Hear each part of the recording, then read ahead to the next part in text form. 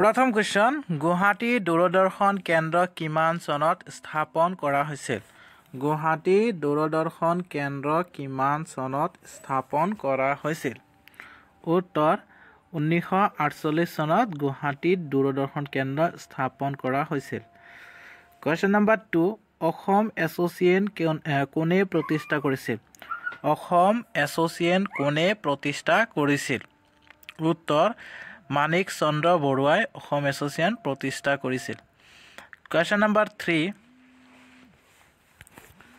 জয়সাগৰ পুখুৰী কোনে খন্দাইছিল জয়সাগৰ পুখুৰী কোনে খন্দাইছিল উত্তৰ ৰুদ্ৰসিংহই জয়সাগৰ পুখুৰী খন্দাইছিল কোৱেশ্চন নম্বৰ 4 গড়গয়া ৰজা কোন আছিল উত্তৰ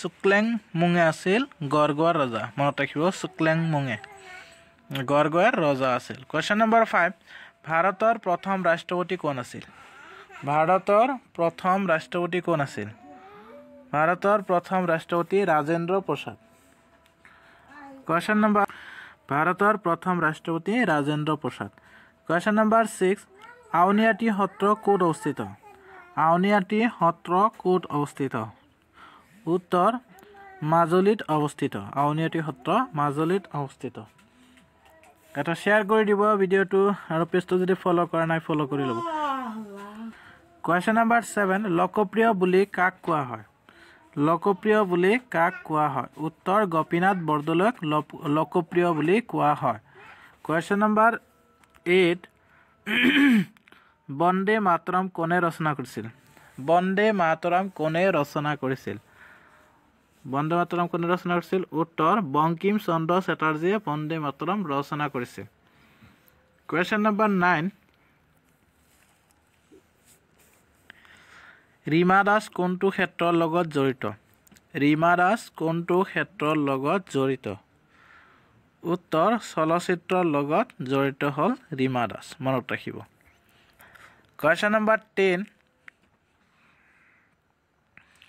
ভাৰতত ব্যাঘ্ৰ প্ৰকল্প কেতিয়া স্থাপন কৰা হৈছিল ভাৰতত ব্যাঘ্ৰ প্ৰকল্প কেতিয়া স্থাপন কৰা হৈছিল উত্তৰ 1973 চনত ভাৰতত ব্যাঘ্ৰ প্ৰকল্প স্থাপন কৰা হৈছিল মনত ৰাখিব 1973 চনত কোৱেশ্চন নম্বৰ 11 কম্পিউটাৰৰ পিতৃ কোন কম্পিউটাৰৰ পিতৃ কোন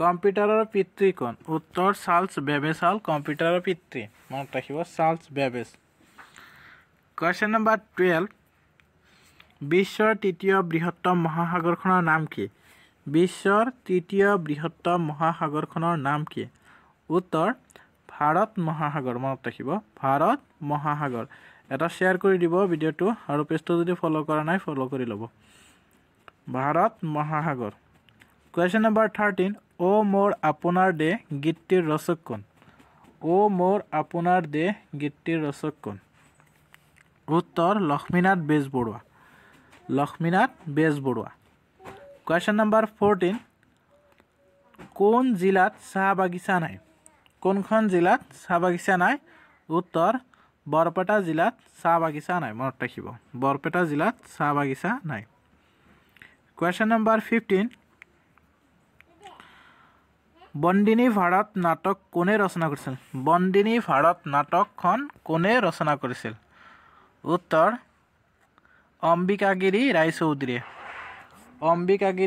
ৰায়চৌধুৰীয়ে বন্দিনী ভাৰত নাটক অম্বিকাগিৰি ৰায়চৌধুৰীয়ে ৰচনা কৰিছিল কোৱেশ্চন নম্বৰ 16 নেতাই ধুবুনী ঘাট অসমৰ কোন জিলাত আছে নেতাই ধুবুনী ঘাট অসমৰ কোন জিলাত আছে উত্তৰ ধুবুৰী জিলাত আছে নেতাই ধুবুনী ঘাট অসমৰ ধুবুৰী জিলাত আছে কোৱেশ্চন নম্বৰ 17 গৰুখুটি কোন ঠাইৰ লগত জড়িত গৰুখুটি কোন ঠাইৰ লগত জড়িত উত্তৰ চিপাঝাৰত আছে চিপাঝাৰ ঠাইৰ লগত জড়িত হ'ল গৰুখুটি মনত ৰাখিব চিপাঝাৰ কোৱেশ্চন নম্বৰ 18 বান ৰংগমঞ্চৰ ক'ত অৱস্থিত বান ৰংমঞ্চৰ ক'ত অৱস্থিত উত্তৰ তেজপুৰত অৱস্থিত বান ৰংমঞ্চ তেজপুৰত অৱস্থিত Question number 19. কোনটো গেছৰ বাবে গোলকীয় উষ্ণতা বৃদ্ধি পায়? কোনটো গেছৰ বাবে গোলকীয় উষ্ণতা বৃদ্ধি পায়? উত্তৰ কাৰ্বন ডাই অক্সাইডৰ বাবে গোলকীয় উষ্ণতা বৃদ্ধি পায়। মনত ৰাখিব, এটা শ্বেয়াৰ কৰি দিব ভিডিঅ'টো। Question number 20. মহাবীৰ কোন ধৰ্মৰ লগত জড়িত? মহাবীৰ কোন ধৰ্মৰ লগত জড়িত? মহাবীৰ উত্তৰ জৈন ধৰ্মৰ লগত জড়িত। মনত ৰাখিব, মহাবীৰ জৈন ধৰ্মৰ লগত জড়িত। Question number 21. পাল বংশৰ প্ৰতিষ্ঠাপক কোন? পাল বংশৰ প্ৰতিষ্ঠাপক কোন? পাল বংশৰ প্ৰতিষ্ঠাপক হ'ল ব্ৰহ্মপাল। মনত ৰাখিব, ব্ৰহ্মপাল হ'ল পাল বংশৰ প্ৰতিষ্ঠাপক। Question number 22. 1864 চনৰ ভাৰতৰ প্ৰথমগৰাকী ICS বিষয়া কোন আছিল? 1864 চনৰ ভাৰতৰ প্ৰথমগৰাকী ICS বিষয়া আছিল Satyendranath Tagore. Satyendranath Tagore. Question number 23. Ramakrishna mission কোনে প্ৰতিষ্ঠা কৰিছিল? ৰামকৃষ্ণ মিছন কোনে প্ৰতিষ্ঠা কৰিছিল? উত্তৰ ৰামকৃষ্ণ মিছন স্বামী বিবেকানন্দই প্ৰতিষ্ঠা কৰিছিল। স্বামী বিবেকানন্দই প্ৰতিষ্ঠা কৰিছিল Ramakrishna mission. Question number 24. Jatinga কাৰ উপনদী? জাতিংগা কাৰ উপনদী? উত্তৰ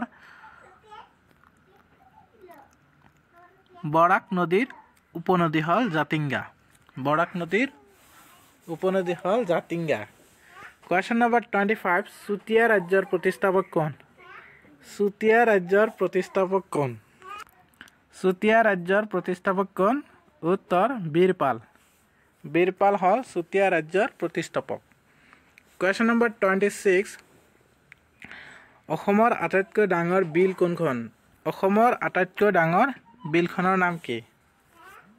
অসমৰ আটাইতকৈ ডাঙৰ বিলখনৰ নাম হ'ল সোণবিল। অসমৰ আটাইতকৈ ডাঙৰ বিলখন হ'ল অসমৰ আটাইতকৈ ডাঙৰ বিল কোনখন? সোণবিল। Question number 27. হেমকো কি হয়?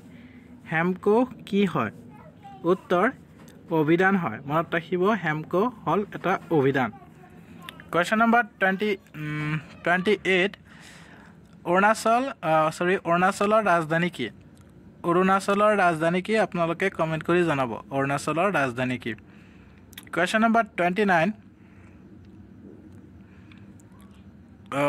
ভাৰতৰ একম নোবেল বঁটা বিজয়ী কোন? ভাৰতৰ প্ৰথম নোবেল বঁটা বিজয়ী কোন? কুৱেশ্যনবোৰ বিভিন্ন ধৰণৰ আহিব পাৰে, চ' মনত ৰাখিব আপোনালোকে। উত্তৰ হ'ব ৰবীন্দ্ৰনাথ ঠাকুৰ। ভাৰতৰ একম নোবেল বঁটা বিজয়ী হ'ল ৰবীন্দ্ৰনাথ ঠাকুৰ। মনত ৰাখিব।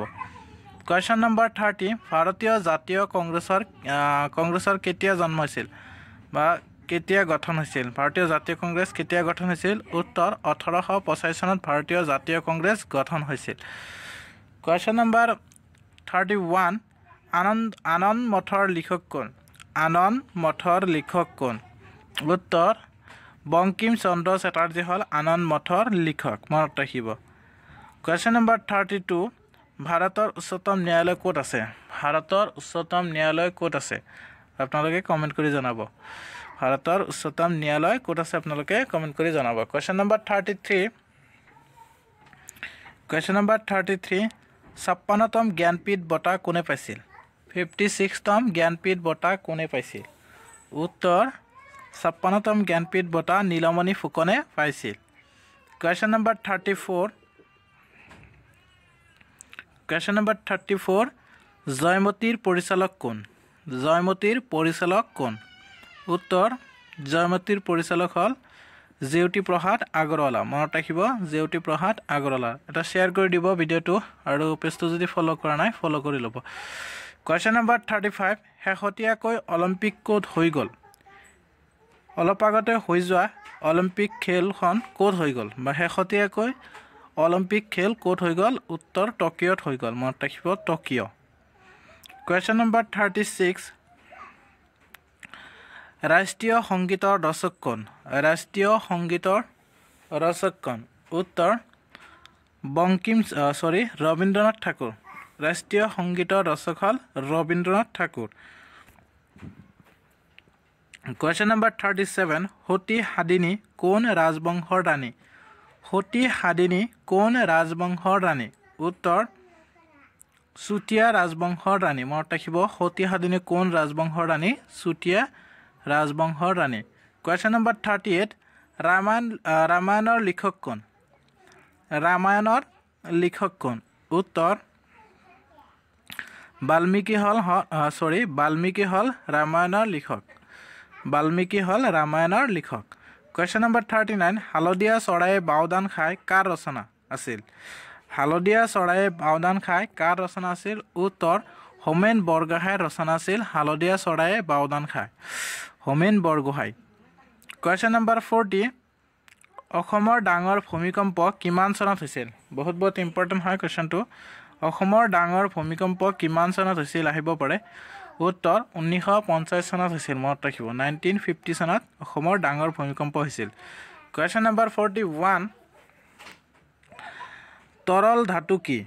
তৰল ধাতু কি? উত্তৰ তৰল ধাতু হল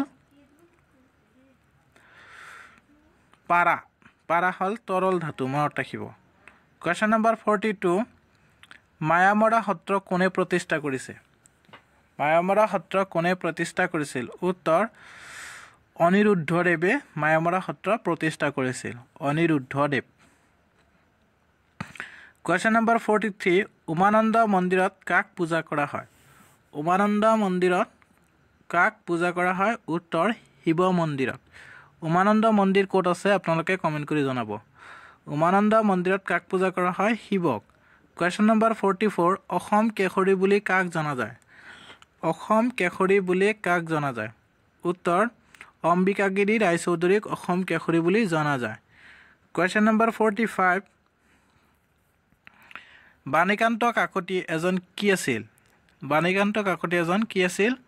উত্তৰ বাণীকান্ত কাকতি এজন অভিনেতা আৰু ভাষাতত্ত্ববিদ আছিল। মনত ৰাখিব ভাষাতত্ত্ববিদ। অভিনেতা আৰু ভাষাতত্ত্ববিদ আছিল। Question number 46. মেৰী কমে কিমানটা মেডেল পাইছিল? মেৰী কমে কিমানটা মেডেল পাইছিল? উত্তৰ মেৰী কমে এটা মেডেল পাইছিল। মনত ৰাখিব মেৰী কমে এটা মেডেল পাইছিল। Question number 47. 1 মিলিয়ন কিমান? 1 মিলিয়নত কিমান আপোনালোকে কমেণ্ট কৰি জনাব। 1 মিলিয়নত কিমান? Question number 48. Question number 48. Golden silk বুলি কাক কোৱা হয়? গোল্ডেন সিল্ক বুলি কোৱা হয় কাক? উত্তৰ মুগাক গোল্ডেন সিল্ক বুলি কোৱা হয়। মুগাক গোল্ডেন সিল্ক বুলি কোৱা হয়। মনত ৰাখিব মুগা। Question number 49. হেণ্ড চেনিটাইজাৰ কোনবিধ দ্ৰব্যৰ মিক্স কৰা হয়? হেণ্ড চেনিটাইজাৰত কোনবিধ দ্ৰব্য মিক্স কৰা হয়? হেণ্ড চেনিটাইজাৰত কি মিক্স কৰা হয়? উত্তৰ এলকহল মিক্স কৰা হয় হেণ্ড চেনিটাইজাৰত। Question number 50. ইয়াণ্ডাবু সন্ধি কাৰ কাৰ মাজত স্বাক্ষৰিত হৈছিল? ইয়াণ্ডাবু সন্ধি কাৰ কাৰ মাজত স্বাক্ষৰিত হৈছিল? ইয়াণ্ডাবু সন্ধি ইংৰাজ আৰু মানসকলৰ মাজত স্বাক্ষৰিত হৈছিল। মনত ৰাখিব ইয়াণ্ডাবু সন্ধি ইংৰাজ আৰু মানসকলৰ মাজত স্বাক্ষৰিত হৈছিল। ভিডিঅ'টো চোৱাৰ কাৰণে বহুত বহুত ধন্যবাদ থাকিল। জয় অসম।